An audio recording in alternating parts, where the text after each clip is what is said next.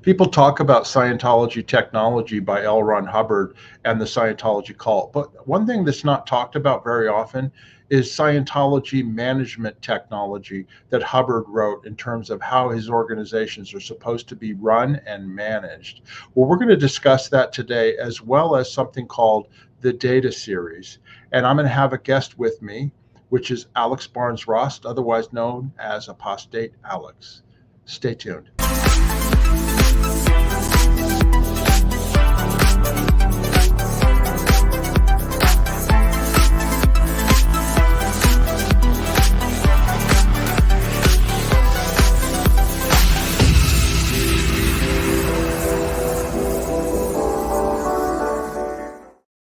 Welcome everybody to my channel, Scientology Peeling the Onion. My name is Mark Fisher. Janice Gillum-Grady is still on vacation. She just went through the Panama Canal yesterday, and I am joined by my friend and Janice's friend, Apostate Alex. How you doing? I'm good, thanks. How are you, Mark? I'm great. You're recovering from your long weekend last week for the IAS event in London, the protest, right? Just about, yeah. It seems like a long time ago, but also it seems like I still haven't recovered. It was a very long weekend, but worth it, and I'm just about hanging on in there. Well, you do amazing work for, just you're basically one person and then your different supporters and stuff. But you're causing a lot of havoc for Scientology, and that's for sure. And you're exposing. I guess you get a lot of media too, which is great too, right? You get media. Yeah, we had the Guardian, we had the Daily Mail, the Sun, Radar Online, yes, it's tabloids, but it's a lot of eyes, it's a lot of attention on it, and we're just trying to do what we can to stop the abuse in Scientology. You can believe in what you want. I've got nothing against someone practicing Scientology, but what you can't do is lock people up, force them to have abortions, and all this other stuff that they do, and that's what we're there protesting and just saying, hey, don't treat people the way that you're treating people, irrespective of your religious beliefs. Absolutely. Before I forget, please subscribe to my channel, Scientology Peeling the Onion, and also subscribe to Apostate Alex's channel as well. There'll be links in the description. Hit that like button, hit that notification button so that you know whenever new videos come out and you're there to watch. What we're going to talk about today is Scientology Management, and we're also going to talk about the Data Series and the L. Ron Hubbard birthday game. Now, Alex, you were a staff member, right, and at the organization in London? Yeah, my official job title was Director of Public Book Sales. So I was recruited as just a bookseller, and then I moved up. And so I was in charge of Department 16A, which was the book selling department. It's recruitment, getting new people into Scientology. And so these departments are meant to have multiple people holding different posts within each department, but obviously London Org was small. So yeah, I had one or two people under me, but that was it. It wasn't like I was senior management or anything like that. I understand. And then my position, like I haven't been in the Sea Org or in Scientology for 34 years, right? But their practices have not changed all during that time because it's policy by L. Ron Hubbard, which is sacrosanct. You cannot change it, right? But I was a high-level manager in Scientology before I started working for David Miscavige. And then also when I was in Religious Technology Center for a time, I was responsible for approving any evaluations that were done for international management. And we'll go over that. But I have extensive experience in management. I was trained up to the highest levels administrator in Scientology. I did the organization executive course, the flag executive briefing course, and what was known as the Data Series Evaluators course. And I was the most highly trained as far as Data Series goes, and I was responsible for approving all management evaluations for a time. And so anyway, that's my experience. And they have not changed much, I'm sure, since then, except for whatever David Miscavige has decided to do differently. Yeah, and that's one of those things that in Scientology, those accolades, I would be sitting here going, wow, that's so amazing, Mark. Like, you know so much, and like you're really well respected and all of this. Whereas now I'm out of Scientology, I look at that and go, you poor soul, I'm so sorry. You had to spend so many hours reading endless streams of nonsense and studying them.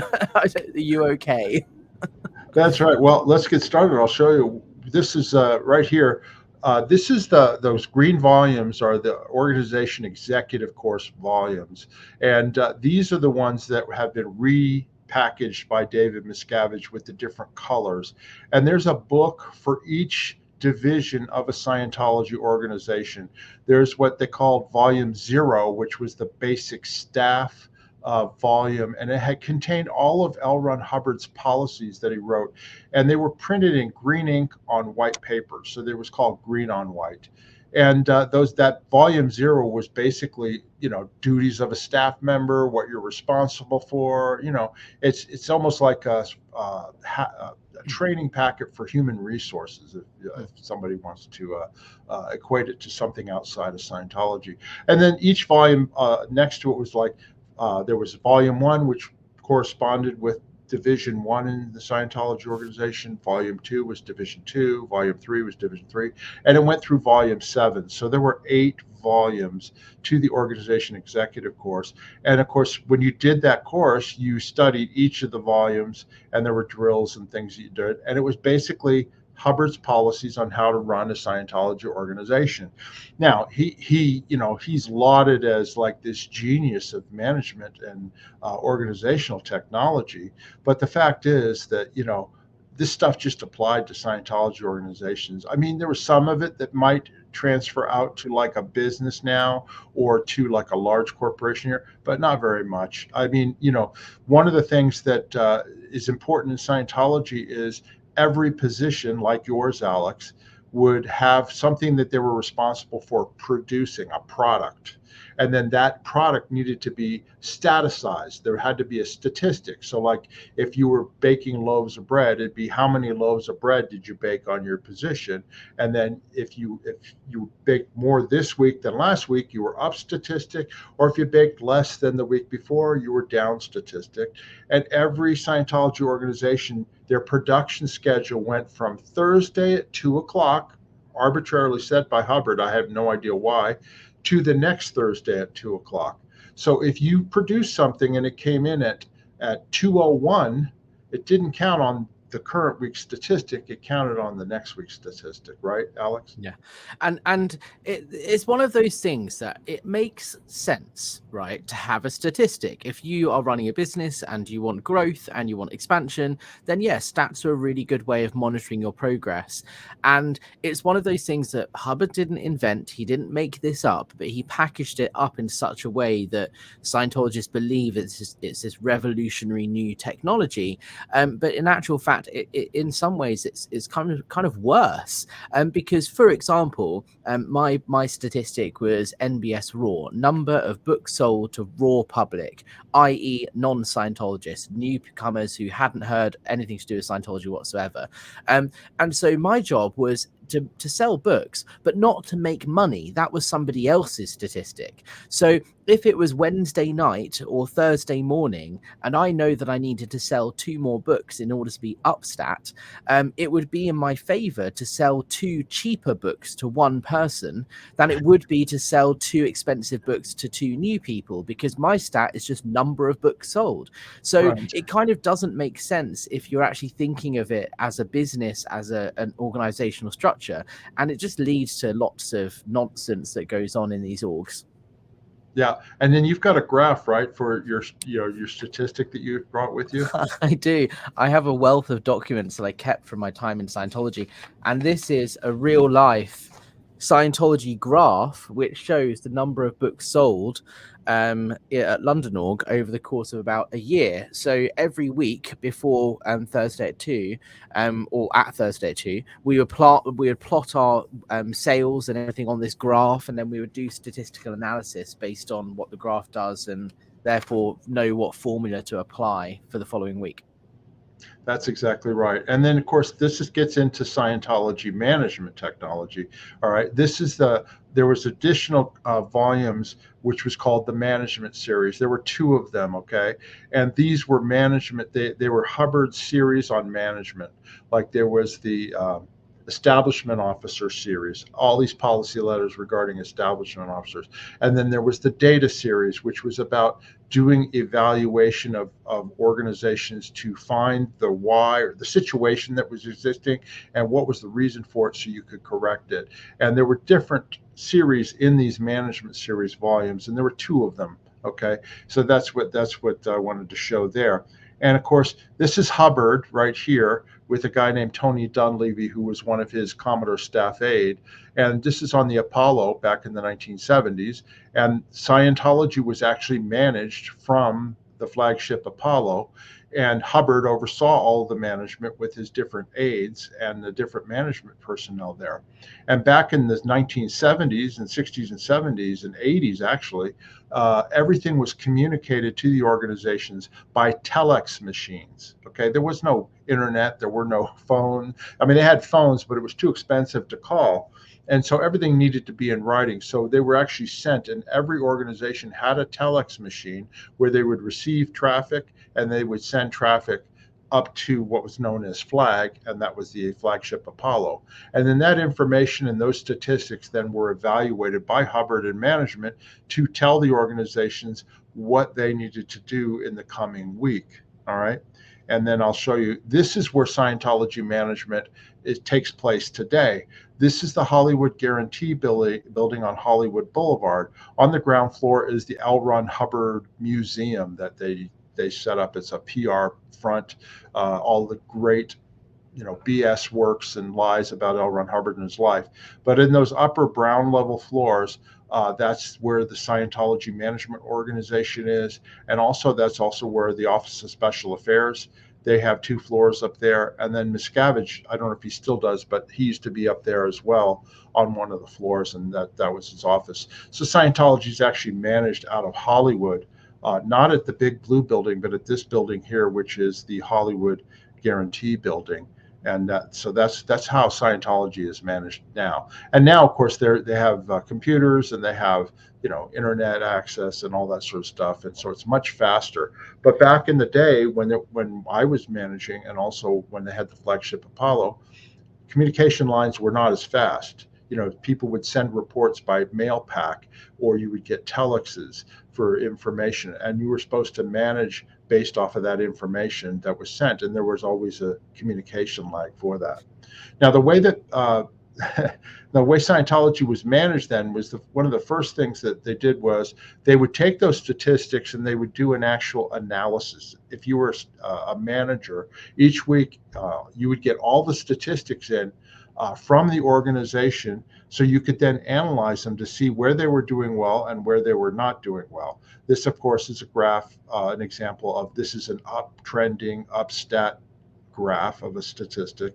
And of course, sorry, I went the wrong way.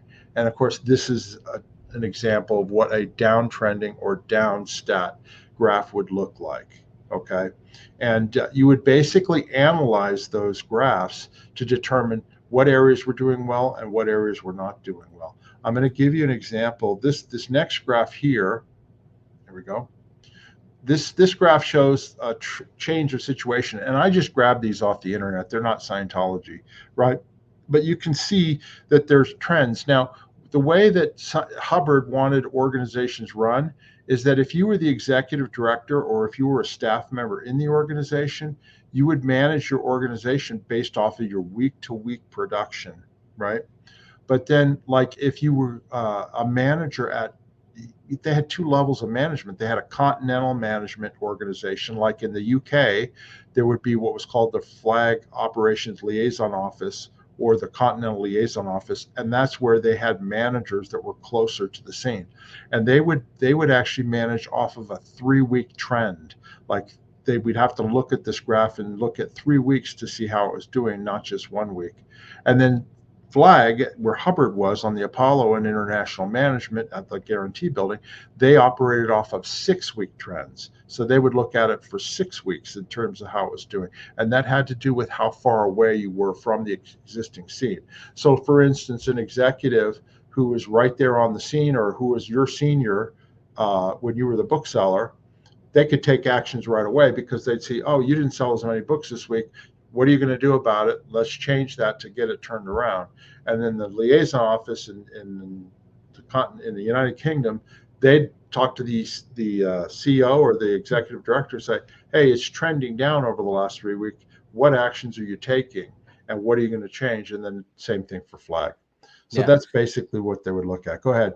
And it's complete absurdity, because there's a word that I don't think is recognized in Scientology, and that is capacity, right? You only have capacity to sell this many books or to do this much work as a human being. There comes a limit to how much you can produce as an individual, and sometimes you reach that limit, and the solution to produce more would be hire another staff member or increase your resources or something. And often in Scientology, that just doesn't happen. So you end up doing all-nighters and working extended hours, because if you don't have an up statistic, you will be in trouble because you're punished for that. You know, how come you sold 100 books last week and you only sold 98 this week? You need to be up stat every single week, no matter what. And that is one of the methods that Scientology uses to control and intimidate its staff members, because you're forced to produce more than perhaps you have the capacity for, and that leads to unsafe working conditions and really poor treatment of staff members. That's an excellent point, Alex, as well as financially too. You're not in control of the money that comes into the organization. You sell books, that money comes in, but you don't know where it goes. And Hubbard and Scientology, they would suck that money straight out of the organization, and there would be very little left over. So if you needed to buy new materials or new advertisement or whatever, there was no money to do that. So how are you Yeah. supposed to increase your production without that? I remember it was a huge flap, to use a Scientology term, when the new e-meter came out. With the Golden Age of Tech Phase 2 and 2014, they came out with this new e-meter. And so suddenly it was off policy to have the old e-meter. And so the whole org had to buy all these new e-meters so that they could be on policy. And there was this little awkward period where we didn't have enough money in the book sales account to buy these thousands and thousands of dollars worth of new e-meters, because we were using them for the stress test. So we were going out using the old e-meter because, you know, we didn't need to have the newest, fanciest one when we were out book selling. But then that became a flap, and it was like, you need to make sure you're buying the new meter. It's like, well, how are we going to do that? Because all of the money that we make from sales goes up lines. And when we requested money to be given to us so that we could buy the new e-meters, they said, no, you need to just make more money from book selling. And so it's this endless cycle of complete lack of logic.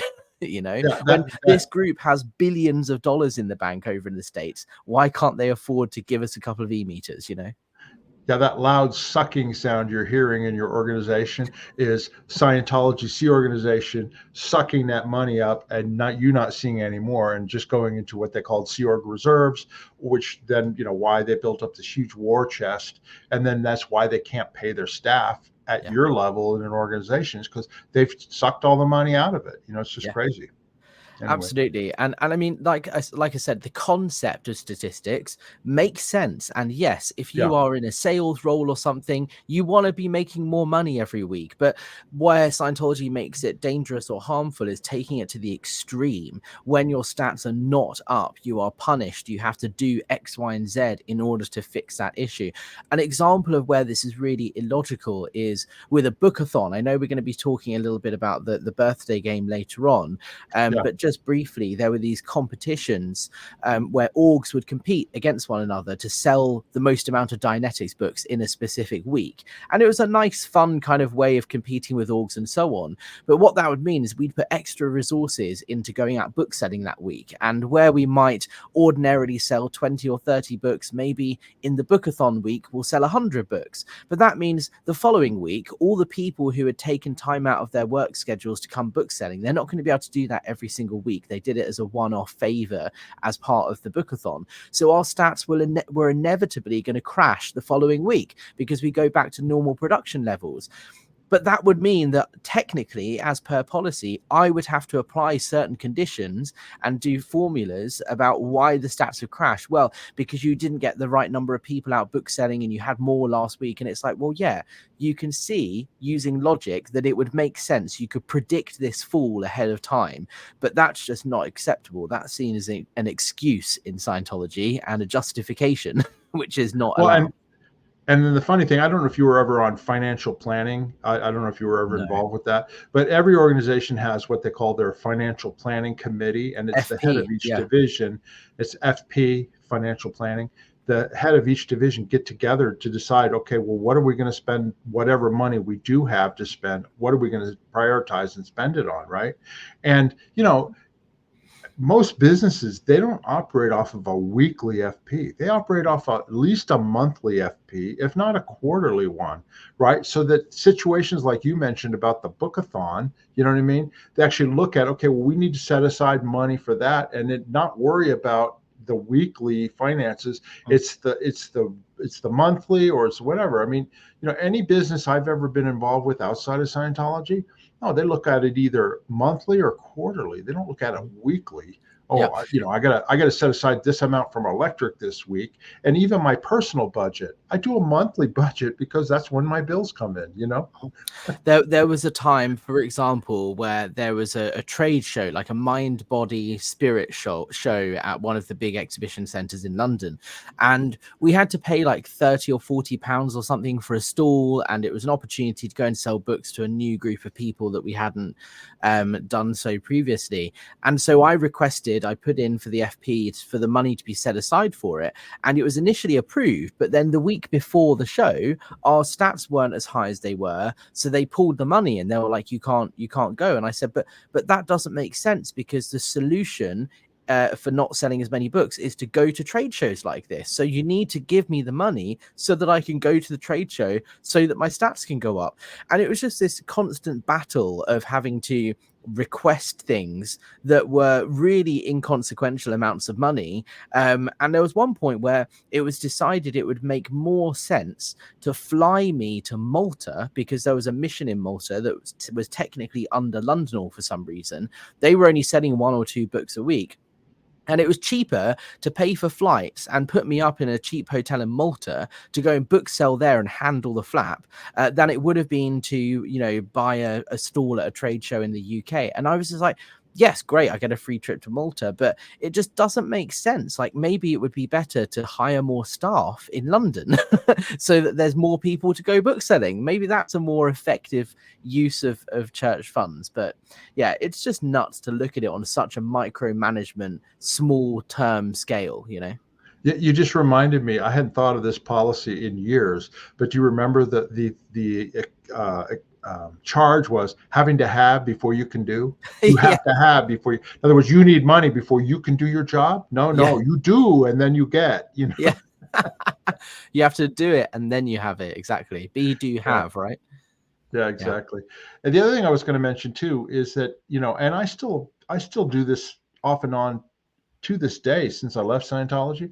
As each individual staff member, we would do what was called a battle plan. Okay, every day I'd take a pad of paper or whatever, and I'd write down battle plan on the top, the date, and then what were the priority things that I was going to concentrate to get done that day that was going to contribute towards my statistic being up at the end of the week.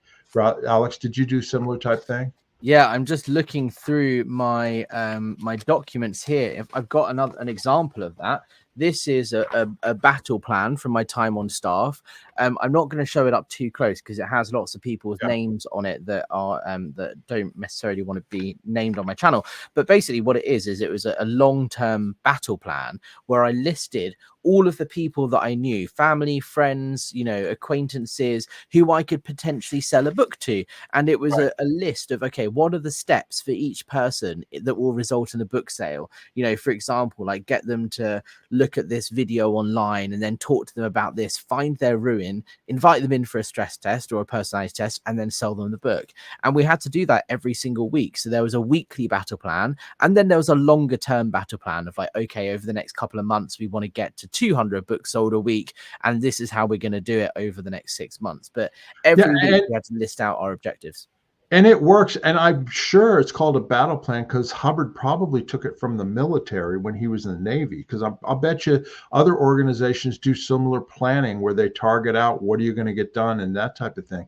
Yeah. Because it works. It works because if you write down what you're planning on doing that day, and then you concentrate on those things, you don't get distracted or, oh, shoot, I forgot I was supposed to do that. Oh, I was supposed to go talk to Joe today, or I was supposed to do that, and he's calling me. You know what I mean? So it helps to organize your life and organize your day. So just like you talking about as far as book sales, I did the same thing when I was a mortgage loan officer. I would target out, okay, well, what loans was I going to get closed that month, and what did I need to do to close them so I could get paid, right? Mhm. And then also, who were my new prospects that I was going to go out and contact and try and get in to start a loan process with them.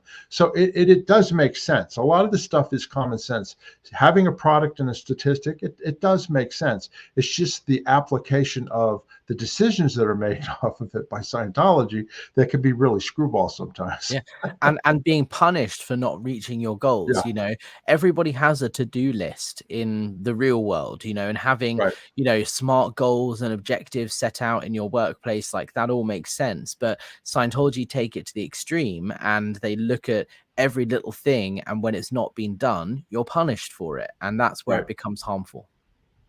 Well, I'm going to go into the next level of management, which is basically where they would do evaluations. After they did like a statistic analysis for an organization, they would then target in on a specific area that wasn't doing well. We'll just use, like, let's say the auditing area where they were delivering processing, and their statistics are the number of well done auditing hours. In other words, how many hours of processing were delivered to the person who is paying for services, right? And you might focus in on that and say, hey, that's been going down now for 6, 7 weeks, whereas it was going up before. And that's kind of like a change in circumstances. And I'll show you on this graph here. This is just another graph, which you can see here. If you go from, you can see from 1, 2, 3 up to 4, it's at the peak up there. And this is a yearly graph, right? But then all of a sudden, 4, 5, 6 on down, you can see it's going down, right? So that's what we would call a change of circumstance. So you would look around where number 4 is, what date or month that is, and then you would investigate doing an evaluation to find out what changed. What changed? Because obviously it was going up and now it's going down. So what was it that they were doing that was positive over here on the left side before number 4? And then what was it that they changed that they were no longer doing? And then you could pinpoint the administrative why or reason why that was, and then you could have it do a handling in order to take care of that, right? So one of the things that when you're doing evaluation in Scientology is that you had to establish what was called an ideal scene. And an ideal scene, this is my words, these aren't Hubbard's, but basically it's how things ideally should be in an organization or an area or on your job or whatever. In other words, ideally, if you were doing your job or if you were painting a room or if you're doing whatever, what would that scene look like? What would it look like if you were doing everything perfectly and it was coming out great? And then the existing scene is how things are going now in an organization in an area. In other words, so you would compare, okay, like ideally you'd be selling X number of books and you'd have this number of staff and you'd have this and that, but then you compare it to, oh, it's just Alex in there, but he's selling a lot, but he doesn't have a lot of help. So you would compare those two things, right? And then what you would do is you would then look for outpoints, which were departures from the ideal scene, things that were not. Like if you had a big bookstore with 10 staff in there selling lots of books, and that outpoint would be, oh, Alex is in there all by himself and he doesn't have that many people. That would be an omitted staff or something missing. That would be what would be called an outpoint. And then a plus point would be Alex is selling more books than anybody, even just by himself. That's a big plus point. We need to reinforce what he's doing. You know what I mean? So Yeah. these are the type of common sense type things, if you want to call them that, Hubbard, pointed out, and he listed out a whole list of what is different types of outpoints and different types of plus points. So when you were evaluating a situation or an organization, like I said, where that change was, you'd be looking for the positives and comparing the existing to find out what were the negatives. So then you could figure out what you wanted to do to handle. And then what that would be a situation, I'm going to put this up here next. What you would do then after doing that statistical analysis and looking for outpoints and plus points is you would find what's the most major departure from the ideal scene, and that's the situation. In other words, you want to handle the biggest thing that's going on in that area. So what's the most major departure from the ideal scene? And that situation could be they don't have enough staff to sell, 1,000 books a week. You know what I mean? That might be the situation, right? And so then the why would be the major reason for the situation existing or happening. So then you'd be investigating to find out that, the human resources department, they've been taking anybody that they've been hiring and putting them in other areas, but they don't generate the same income that the book selling area is. So that's the why. And Alex has been asking for personnel for his area, but he keeps getting ignored. Okay, so that would be the why, or the reason why you'd have that situation in the book selling department. Scientology, though, they then take that to the next level, right? Which is they look for the ethics why. What out ethics situation is causing the situation to exist? And then they're looking for the who behind that, who, the name of the person who is in trouble because of the situation. So let's say in this situation I talked about, the reason human resources is not putting more people into the book selling area and instead putting it over here in this other area is because the human resources director, this is an ethics why, is having sex or out 2D with the person in the other area, and so is funneling all the people over there. So that's the out ethics situation. And the who is the head of the Department of Human Resources. So that tells you who you need to get in trouble in Scientology. Am I right, Alex? Yeah, I mean, just using the example of book selling, because I think it's easy for people to understand. Like every position in an org has a stat, and all of this is applicable. So even if you're cleaning the toilets, or if you are an auditor, or if whatever it is, you have a stat. But book selling, I think, is quite easy for people to see, because there's a product that you sell, and you sell them, and you make your money, and it goes up or it goes down. And the thing with the ethics why is, for example, we had 20 people come out book selling with us because it was the bookathon. I managed to convince a load of people, instead of going on course, they should come out book selling with us for an hour. And so the stats in the course room go down because there are less students studying because they're book selling instead. And then my stats crash the following week because those people are back on course and they're not out book selling because it was a special effort made. And so I would request more staff, or I would say, hey, this other department in the org who's responsible for recruiting staff members needs to do a better job because I don't have the staff to continue producing at that level.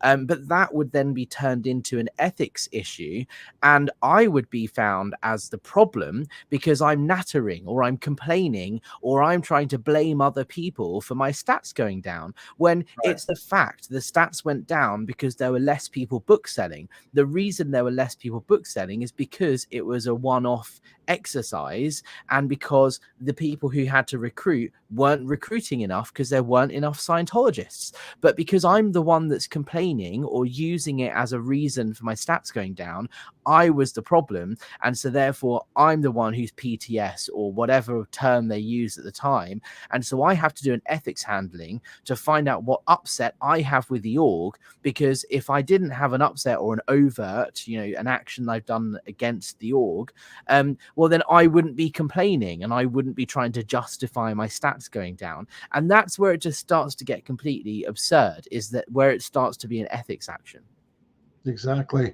Now, and how did management, Hubbard and the managers on the flagship Apollo in the Mediterranean in the 1970s, how are they supposed to find out all this information about the human resources director having sex and out 2D and sending people into the other area? Okay. Yeah. Well, they have a reports management. Hubbard set up this whole report system where you had different personnel in the organization that were the eyes and ears of Hubbard and management to send reports in terms of what was going on every week. And of course, back in the day, you had to send them by mail pack. So it took a long time to get that information. And you could act as a manager on information that was weeks old. And you know what I mean? So you could issue orders, because see, what they would do is, once they found out the situation that they perceived to be the situation in Alex's area, they then issue orders by telex down to the executive director. You need to do X, Y, and Z right now, and that's going to turn your statistics around. Well, that may not fit the existing scene, because that could have changed over time because of the slowness of data getting up there. Now, it would be much better now because you can get data instantaneously on the internet and that type of thing. But that was one of the problems that they had as managers in the 70s and 80s, is because there was no instant information line to them. And so they could issue the wrong orders. But that was basically what management did, is they would monitor the statistics and the reports. They would put together, what direction they would lay out. There'd be a strategic plan for that organization or whatever they were supposed to do, and then they would issue orders based on that, telling them what to do to try and get them to expand and improve. And that was the whole theory behind Scientology management. Now, if it really though was bad in their eyes, in management's eyes, they would send what was called a mission. Okay. And this is Hubbard in the Action Bureau. The Action Bureau in Flag Management is where missions are put together and sent.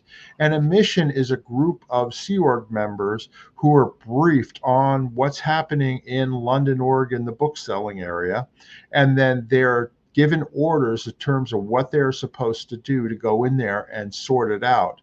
And so then they would be sent on mission. They would get financing, they would get uniforms, the whole bit, put on a plane, sent from somewhere in the Mediterranean to London, Org, and then the missionaires would then show up in their full Sea Org uniform with their briefcases and this and that, and come walking into the organization executive director's office and tell them, we're here on mission and we are going to solve this problem for you. And by the way, because we're doing that, you're also in trouble too, because we're having to bypass you.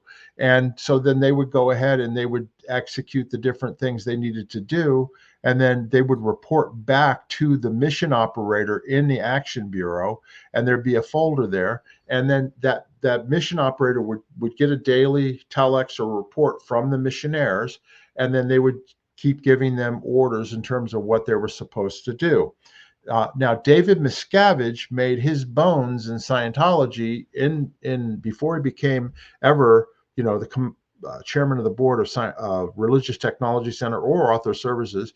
He was what was called the action chief in the Commodore's Messenger organization. And he was the one who oversaw all of the missions that were sent out to handle situations. And that's where he made his bones, because he was ruthless in that. And that's where he got started. But that's how Scientology would send missions to handle situations. Did you ever experience anything like that, Alex, in your time at your org? Yeah, so a mission never came to London Org while I was on staff, but there was a mission shortly after I left because of the chase wave, which is a whole nother topic for another day. But essentially, in short, for those who don't know, it was this fraud scam that was going on in Scientology, where Scientologists were helping each other take loans out and scam the credit card system in order to pump money into the org. And if you look at the financial graphs, the money that Scientology is making in the UK and in the US massively increased over a couple of years. And then they found out it was because of this fraud, and the stats crashed, and now they don't make nearly as much money as they used to.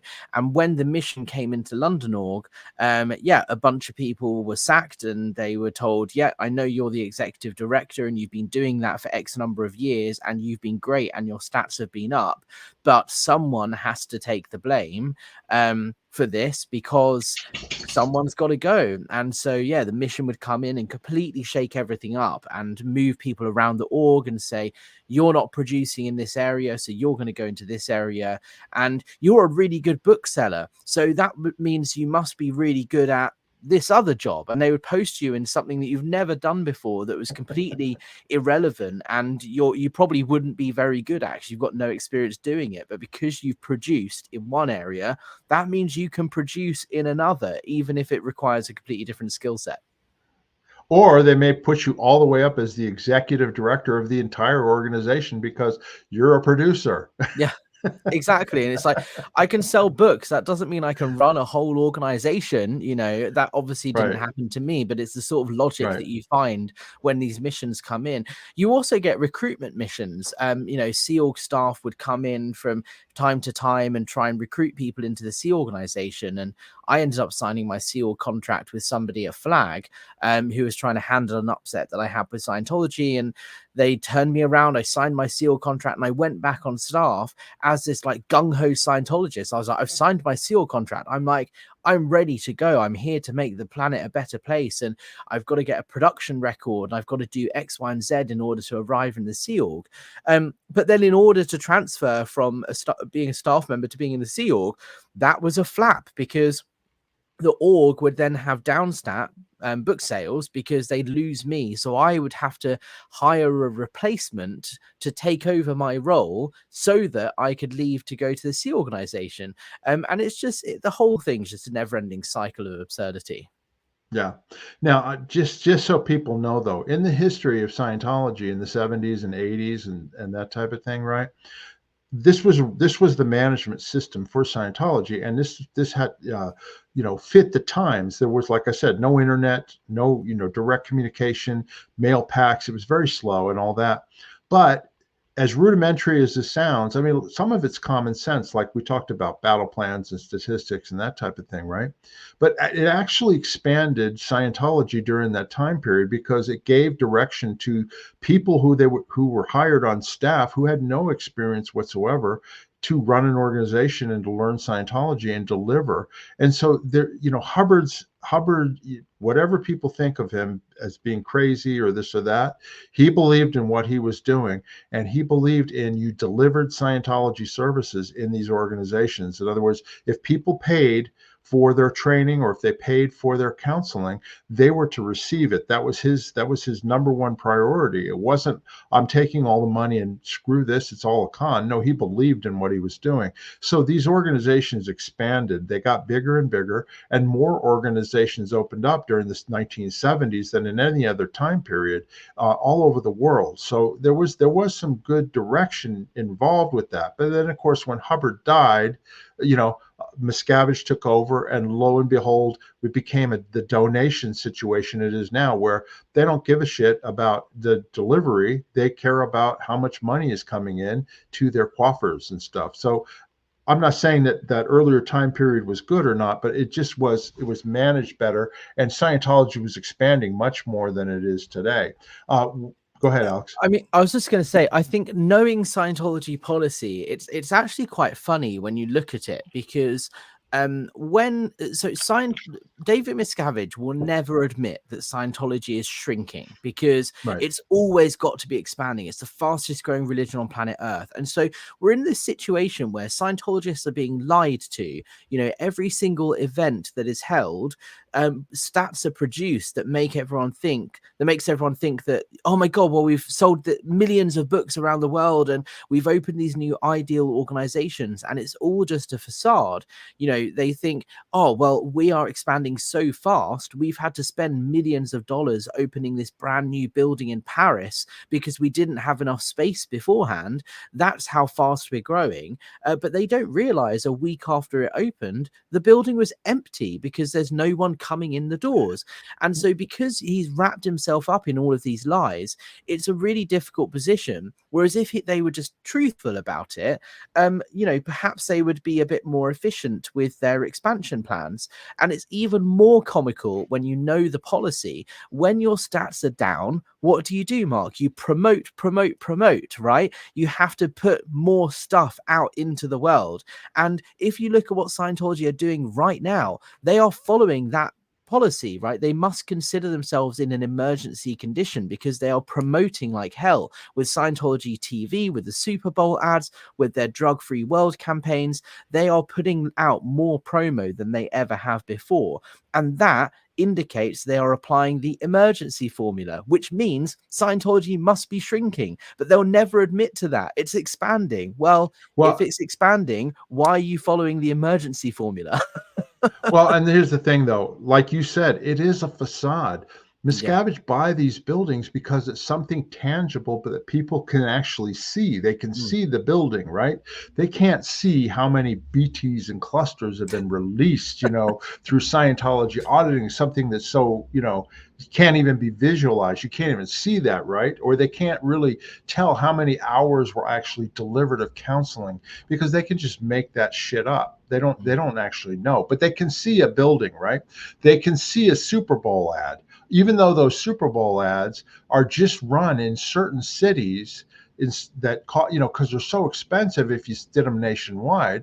But the public doesn't know that, the donors don't know that. They see, oh, we're on the Super Bowl, right?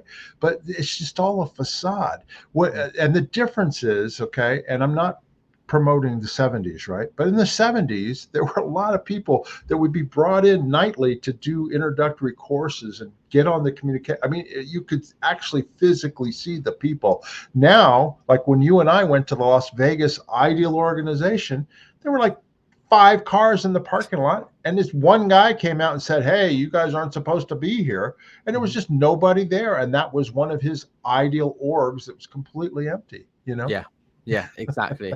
And stats are down across the world. Yeah, Someone leaked to me some stats about 6 months ago from London Org, and the book sales are about 30% less than what they were when I was on staff 10 years ago. It just indicates that they're shrinking. But no Scientologist will ever admit that, because that's out ethics and they'll get in trouble, yeah, and they have to always constantly be thinking it's expanding. Now, I appreciate the positive mentality and mindset of let's always strive to do better and to expand. That's a healthy mindset. But yeah. Scientology take it again one step further. It's not we're trying to expand, we're trying to do our best. It's no, we are expanding, which is a lie. If they were just a little bit more honest with themselves, it would be a lot less harmful and perhaps a Absolutely. little bit more successful. Now I want to go on to the last subject we're going to talk about, which was the L. Ron Hubbard birthday game that was created by Hubbard. Okay. And this was a game for organizations to expand to the size of Old St. Hill. And it was basically an annual competition between the organizations. This is the birthday celebration of 2024, this year, the LRH birthday celebration, where they would, the organizations would basically compete, that based on their statistics, they would earn points, and those points would be totaled up, and they would be ranked worldwide in terms of who's the largest advanced organization, who's the largest organization that's called a class 4 organization, who's the largest mission or whatever, based on how many the points they earned based on their statistics over the year, and it was based on trends. Anyway, it's a complicated system. It's kind of like fantasy football. I mean, that really is what it's like. If anybody's played fantasy football, they would collect stats, points, and then based on their stats, then they would win these awards and get these huge bowling trophies from David Miscavige or whoever, Guillaume Lasserre, the EDient at the time, and that would be the award. And that was Hubbard came up with that. He wanted that as a birthday present because people would send him stuff that he didn't need. He didn't need a new this or a new car or this or that. Now, David Miscavige is another story, but Hubbard didn't want that. He wanted the Scientology organizations to expand. So he created this birthday game, and they still, I think, play it to this day, obviously, because in 2024, we have that photograph there, right? Yeah. The end Yeah. result of that game was to build your orb to the size of Old St. Hill. And that was the goal, the ultimate goal that Hubbard set, because in the 1960s, the St. Hill organization that he ran was considered the ideal organization. It had the most staff, it delivered the most training, the most processing worldwide, and he was in charge, and it was considered an ideal organization, not an empty building like Miscavige does, right? It was actually a living, breathing organization with lots of people there. So that was the goal, was to build your organization up to Old St. Hill size. Did you ever play this birthday game? Yeah, so we had a weekly chart. You mentioned there the point system. If I remember rightly, it was you got 3 points if you were in affluence, you got 2 points if you were normal, i.e., your stats were up but Right. not massively, and you got 1 point if your stats were the same, and 0 if your stats were down. And so each department I think there was 4 points if you were in power as well, which is where your stats go massively up and then stay at this new level. So all the departments had their stats and every single person contributed. And so you on Thursday at staff meetings, it would be goal setting. Okay, so how many points are you going to go for this week for the birthday game? Okay, I don't think it's realistic that we're going to go into power this week, so I'm going to say it's probably realistic that we'll be in affluence this week, so I'm going to go for 3 points. So we would project our birthday game points on a whiteboard every week, and then at the end of the week we'd look at how many points we actually got, and then how we did in the world rankings. And so we'd compete every week with every org around the world to expand. And it's just one of those things that tries to make it more fun because you're competing with different orgs. But ultimately, it just leads to more stress, because if you commit to getting 3 birthday game points because you say you're going to be in affluence, and then, you know, half of the people that you recruited to come out book selling with you didn't show up. And so you didn't, your stats were up, but they weren't up dramatically.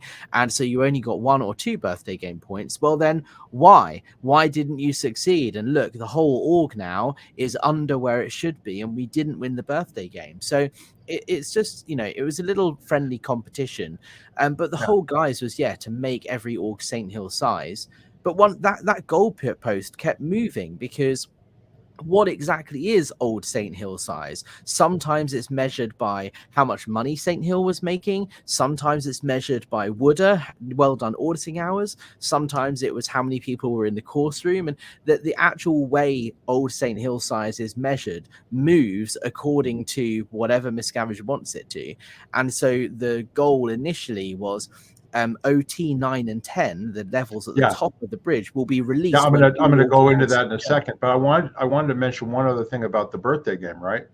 There were situations, I don't know about later, but when I was in, where there would be orgs that would win and they'd have the big event and trophy, and then it'd be investigated and find out, oh, they falsified their statistics. They were falsifying their points, and they weren't really the #1 org in the world, you know what I mean? So then there'd be more heavy ethics action, because they basically, this whole competition turned into like, oh, well, they're not going to know if we just inflate our statistics. And that's a big no-no in Scientology, is false statistics, right? So I just wanted to mention that went on. I don't know about when you were on staff, but that used to go on all the time. Yeah, absolutely.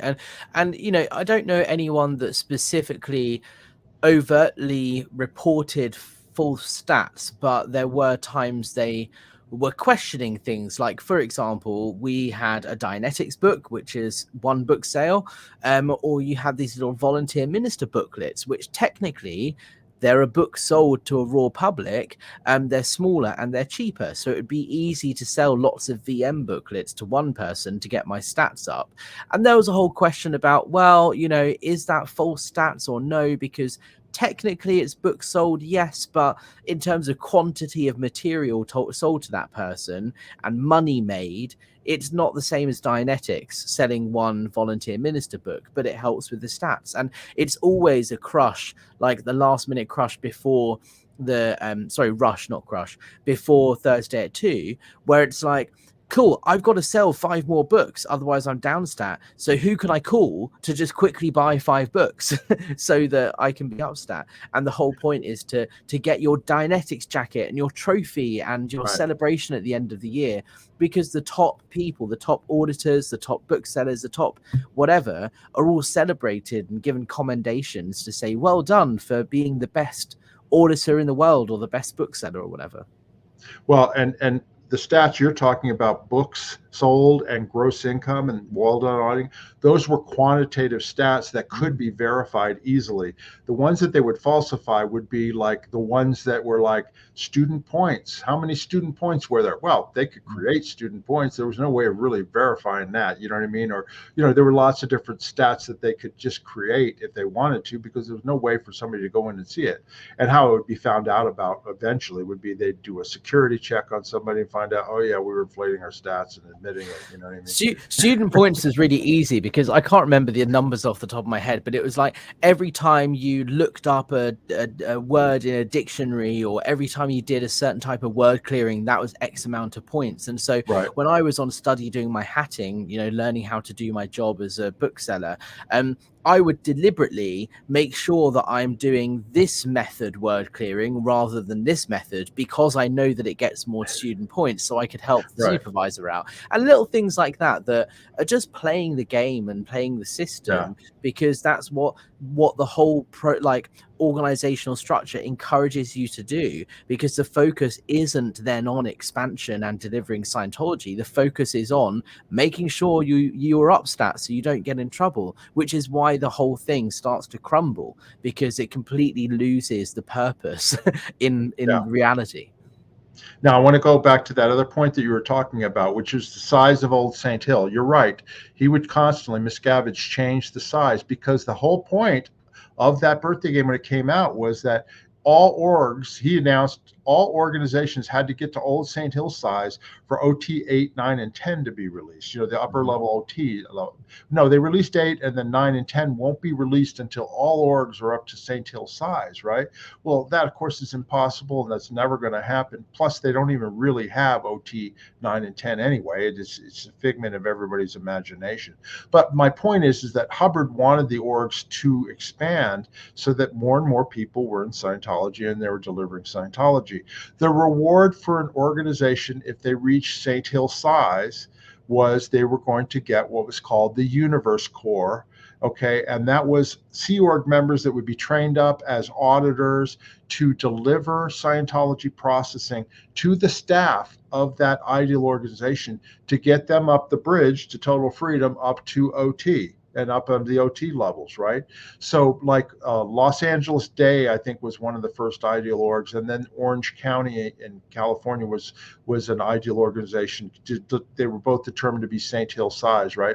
So, they actually did have some Universe Corps trained up, and I know somebody who was in the one at Orange County, and they were supposed to be in there to actually give the staff enhancement to get them up the bridge to total freedom, quote unquote, right? But that rarely, I don't know if that ever happened, after that. And of course, they wanted to get you all the way up to operating thetan, right? And this is L. Ron Hubbard's definition of an operating thetan. It's willing and knowing cause over life, thought, matter, energy, space, and time. That's what Scientology believes that an operating thetan is. And that's what the goal was to get all staff and everybody up to that level. So you were talking about that before. What did you want to say about the whole? Yeah, I was just going to say that the goalposts keep moving, and we'll release OT 9 and 10 when all orgs are St. Hill size. And then it became, we will release OT 9 and 10 when all orgs go ideal. And then it was when they're ideal and St. Hill size. Because, for example, London is an ideal organization, but, they only had 30 or 40 staff, or, but it wouldn't be officially ideal or St. Hill size until it had 100 staff or whatever the number is. And so, yeah, the promises that are made, okay, if you get to St. Hill size, you'll get the Universe Corps, and that means you'll go up the bridge and you'll get to this OT level, because you have these specially qualified Sea Org auditors that come in, and so you go, okay, great, we'll try and get to St. Hill size. But at the same time, you want all orgs to go ideal, so that OT 9 and 10 get released. Same with Superpower and Cause Resurgence, those rundowns that were that are delivered at Flag that were released in 2013, 2014. They were meant to be for staff members, and there was this big push, let's get Superpower open so that all staff members can go and do the rundown, and then they can be even more at cause, and it's almost like their OT, and they'll be able to produce better. But as soon as it opened, they realized it's such a big money maker. The priority is getting all these public through and doing the course, because it makes money, and you don't make any money from sending staff over there to do the course. And so it's just this constant thing of like empty promises, broken promises, and this never-ending cycle of disappointment. Yep.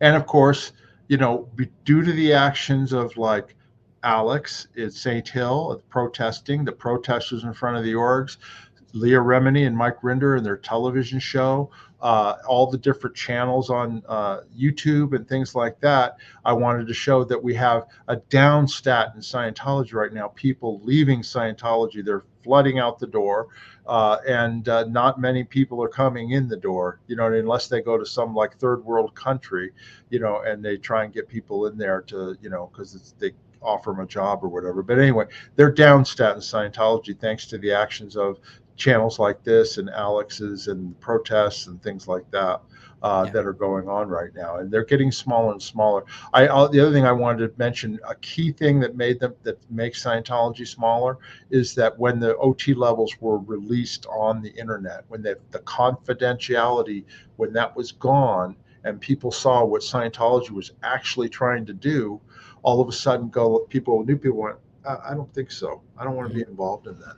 Yeah, and that's the thing is, if Scientology were honest, if you were to walk into an org and they were to say, yeah, right, yeah, when you get to that level on the bridge, we tell you about Xenu and space aliens and all of this, I think it may not necessarily recruit more people, but I think people would have more respect for it because they're being honest about it. And I think that's one of the big things that they really don't help themselves with, is they completely shoot down any and all criticism, even though you can produce the document in L. Ron Hubbard's own handwriting that says this, they will flat out deny it. And you just think, guys, be honest with yourselves. It's okay if that's what you believe. Just don't treat people the way you're treating them. And that's why protesting and so on is so important, is to open up the eyes of the people currently in Scientology and say, hey, look, you can continue being a Scientologist, but understand you are being lied to, you are being deceived. And if you join the C organization and your stats are down, you get put on the RPF, you're abused. And that's a problem. And as long as you are aware of that, then it's your choice to go ahead if you want to. But a lot of people don't even know that that's going on because they're being lied to. It's funny, after I left Scientology and the C organization and I was out, this is in the 1990s, before the internet and all that sort of thing. I think ABC or something, it wasn't 60 Minutes, but ABC did a expose on Scientology and that type of thing. It was after the OT levels had been, people found out what was on OT3 and all that. I'll never forget this because I hadn't really thought about it, but there was a guy who used to be in Scientology in the Sea Org, and he said, he goes, I think if new people knew the fact that, the reason that you're having problems is because you're encrusted with all these BTs and clusters, and that's the reason why, the world is all screwed up, that they probably wouldn't come in to do a communications course. And I hadn't really thought about that, because when I got in Scientology, I didn't know any of that stuff. It was all confidential. I didn't find out till I got up to OT3, and that was years down the road, and I was completely indoctrinated. You know what I mean? So it's like, logically thinking, people can make that decision if they want to get in, but a lot of people are not making that decision when they find out that just at the beginning, Exactly. And Scientology does lack all logic. I don't have any, I'm just trying to see if I've got it in front of me. There's an excellent quote where L. Ron Hubbard talks about what logic is. And here we go. This is a quote from the Data series. The subject of logic has been under discussion for at least 3,000 years without any clean breakthrough or real use to those who work with data. Logic means the subject of reasoning. Some in ages past have sought to label it as science, but that can be discarded as pretense and pompousness. And if there's one thing Scientology lacks, it's logic. And it says so right here in his own words. I totally agree with you. And in actual fact, that's kind of like you have to have, you have to have what in Scientology, in that evaluation, he also has, you have to have a datum of comparable magnitude. You have to have something to compare something to, right? An ideal scene versus an existing scene. So if you're born into Scientology and the C organization, you have no idea what the real world is like because you don't experience it. So if you experienced both the real world and that, you can compare and say, hey, that's not right, and this is right. Hey, that's not, you know what I mean? And so that's the trap that all these people, these second generations and third generations and all that, they have nothing to compare it to. And I was lucky enough that I didn't get involved until I was in high school, and I had been in the real world a little bit. But again, when I got out when I left and I had to start paying my own way and finding out how much rent was and how to get a job, I had no idea because I hadn't experienced that before, Yeah, exactly. Well, we've reached the end of the show. Alex, I wanted to thank you for doing this with me. And I wanted to tell everybody to do some business here. Please subscribe to my channel. Please subscribe to Alex's channel. Ours is Scientology Peeling the Onion. And Alex is Apostate Alex, right? Is that the name of the channel? Absolutely. Yeah, you can find me on YouTube and Twitter and my blog, Scientologybusiness.com, where I report on their UK activities and European goings on. So yeah, definitely check us out. Thank you. Yeah, and there'll be links in the description below. Also, any questions or you have any comments on what we talked about, please go in the comment section and ask away. I answer all the questions and I check them all. So we really appreciate any feedback. If you'd like to support my channel and also Alex's, I have a Buy Me a Coffee link in the description. Click on there. You can donate money. And trust me, Alex and I were talking about this before we started this video. We don't make money. This money just pays our expenses. So, anything that you can contribute is greatly appreciated. So you just hit that link, Buy Me a Coffee, and you can contribute to us there. Also, I wanted to mention that if you like my partner's book, Commodore's Messenger, Book 1, Janice Gillum Grady, that's her at 13 years old with L. Ron Hubbard on the Apollo, and also Book 2, and that's her with L. Ron Hubbard. She was a messenger for Hubbard for years. There, Alex has it there. I've got it right here. Yeah, would recommend. Anyway, she's written 2 books about her time working for Hubbard, and you can get autographed copies of those books right down below. There's links there. You can see it right there on your screen. Click on it, go to our merchandise site, and you can get an autographed copy of the book from Janice if you want to read more, and they include lots of photographs and all that. So anyway, if you're interested in those books, they're both well worth reading. Anyway. Absolutely. And of course, as I took that book off the shelf, all the other books have now just collapsed. I don't know if you can see behind me.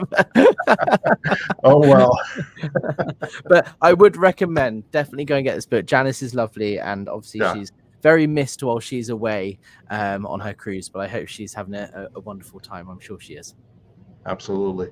Anyway, you have anything else you'd like to say, Alex, before we end off here? That's it. Thank you for having me on again, Mark, and I appreciate this, and I'm looking forward to doing another one of these again with you soon. Absolutely. And thank you to everybody for watching, and until next time, bye-bye. We'll see you.